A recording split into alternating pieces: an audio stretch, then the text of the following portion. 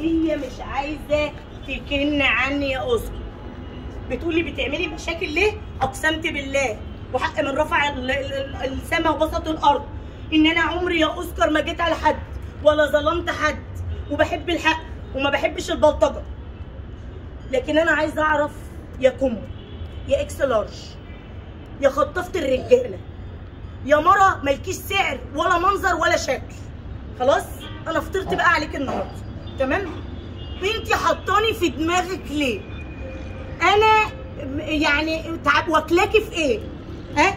ابعدي عيالي عنك وربي عيالك تربيه عدله، ما تخليش عيالك ينطوا للناس كلها، ما تخليش عيالك يتكلموا بلسانك يا مرة، ماشي؟ عشان يا معوجه هاجي اقسمك نصين، وانا ما بهابش حد وما بخافش حد غير اللي خلقني.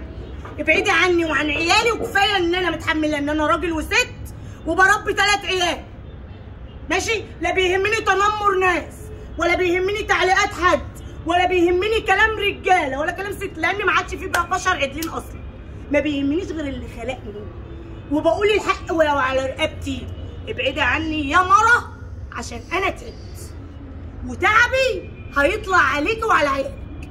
هشردهم لك الاتنين، لو قابلت واحد فيهم في الشارع هموته لكم، تمام؟ ابعدوا عن طريق خالص.